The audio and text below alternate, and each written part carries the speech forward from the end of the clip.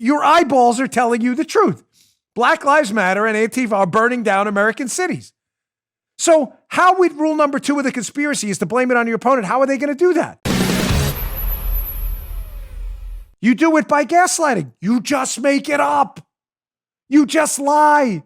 And you lie confidently. And you try to isolate people from the truth, which is hard. Here's we go with Swamp playing into this again. Look at this Chiron from CNN. This is again how you blame this street violence and the coming chaos on Donald Trump, even though you're doing it. CNN Chiron, DHS, white supremacists are the most persistent and lethal threat through 2021. Listen, any racist group is a threat, but this is the most persistent and lethal threat? Okay. Let's move on to headline number 2 from The Nation. This is a cover, an actual cover of their magazine at The Nation. Is Trump planning a coup d'etat? Many observers, including Republicans, worry that he is. They're organizing now to stop him.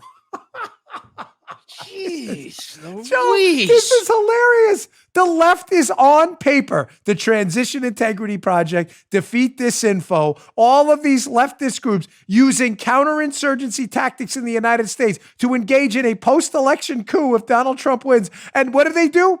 They gaslight you. They say, no, Trump's doing it. It's Trump. It's the MAGA people organizing the chaos. What?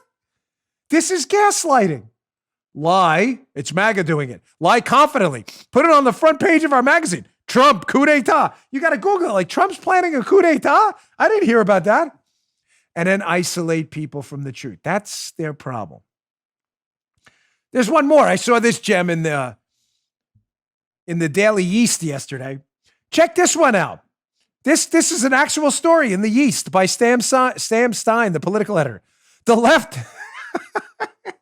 I don't want to laugh, but this is so obviously gaslighting. The left secretly preps for MAGA violence after Election Day. Joe, that MAGA violence, Joe, you've seen it everywhere, right? Joe, I know where you are in Maryland. Yeah. I don't even want to say where Joe lives because the left might come and burn his house down. But Joe's somewhere in Maryland in an undisclosed bunker. He's next. Him and Levin had the same bunker planners. They both live in the secret bunker, 7 layers deep into the earth. Joe is in Maryland. Joe, your neighborhood, the MAGA, red hat MAGA, I know it's constantly under threat. You had to go to a gated community to escape the violent red hat MAGA crowd, right? Dude. What evidence is there anywhere that this is true? None. No. Gaslighting, though. Lie. MAGA violence. Out of control. Lie confidently. Definitely out of control. Let's write a piece in the Daily East. Third, this is where they have a problem gaslighting. Isolate people from the truth.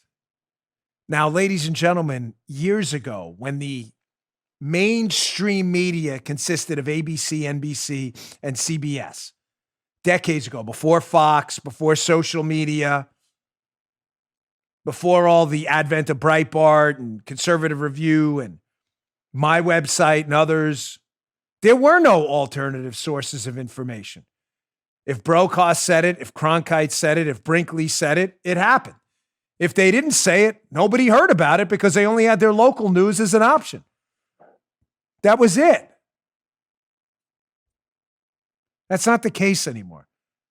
The third component of gaslighting, which is necessary, you have to isolate people from the truth. It's what the North Koreans do. They don't let information in. It's what the Chinese do by censoring the internet.